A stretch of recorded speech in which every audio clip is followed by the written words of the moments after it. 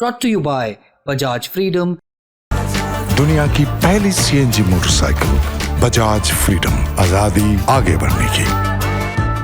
The free hand was given, of course, that you decide what is to be done. And that is the kind of a confidence with the political directions and political clarity for the first time we saw. And that's what made a difference, because we want to do a lot, but that kind of hand holding and kind of free, no terms of restrictions, if I can say that. And that is what kind of raises up your morale. Bharat के थल सेना अध्यक्ष general Upendra Dwivedi ने operation सिंदूर को लेकर ये बातें कही हैं। आर्मी चीफ दरअसल आईआईटी मद्रास में अग्निशोध इंडियन आर्मी रिसर्च सेल के उद्घाटन के लिए पहुंचे थे। वहां उन्होंने ऑपरेशन सिंदूर, आधुनिक वॉरफेयर जैसे विषयों पर अपनी बात रखी। ऑपरेशन सिंदूर आतंकवाद के खिलाफ भारत की लड़ाई में नया अध्याय विषय पर संबोधित करते हुए उन्होंने ऑपरेशन सिंदूर के टेक्निकल से लेकर ऑपरेशनल और नैरेटिव मैनेजमेंट का जिक्र किया। इस दौरान उन्होंने कहा कि ऑपरेशन सिंदूर में हमने जो किया वो चेस की तरह था। हमें नहीं पता था कि दुश्मन की अगली चाल क्या होगी। उन्होंने क्या कुछ कहा, आप खुद सुनिए। And of Sindoor, what we did, we played chess. Now, what does it mean? It means we did not know what is the next move the enemy is going to take and what are we going to do. This is something we called about the gray zone. Gray zone is that we are not going for the conventional operations, but we are doing something which is just short of the conventional operation. उन्होंने grey zone को लेकर कहा कि हम उस zone की बात कर रहे हैं जहां कोई भी एक्टिविटी सभी डोमेन में हो रही है, और ऑपरेशन सिंदूर ने हमें यह सिखाया है कि ये ग्रे जोन है।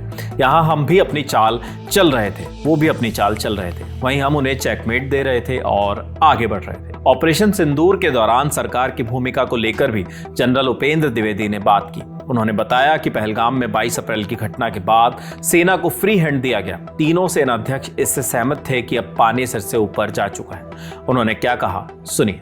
The free hand was given, of course, that you decide what is to be done. And that is the kind of a confidence with the political directions and political clarity for the first time we saw.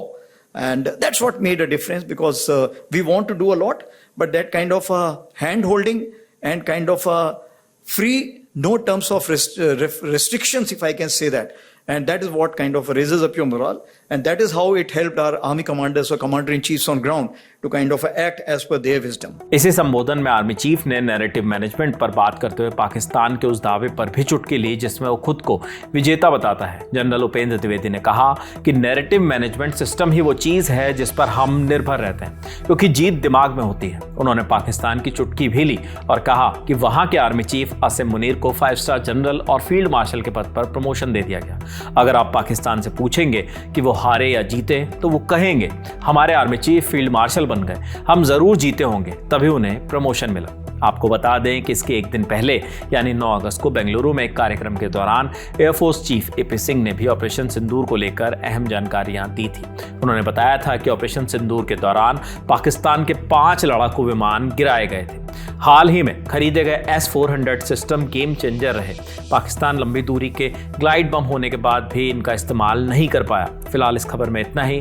आगे जो भी नई जानकारी आएंगी हम आप तक वो भी जरूर पहुंचाएंगे। इस खबर के लिए तमाम जानकारी जुटाई हमारे साथी जागृति ने। देखते रहिए दिल टॉप। शुक्रिया।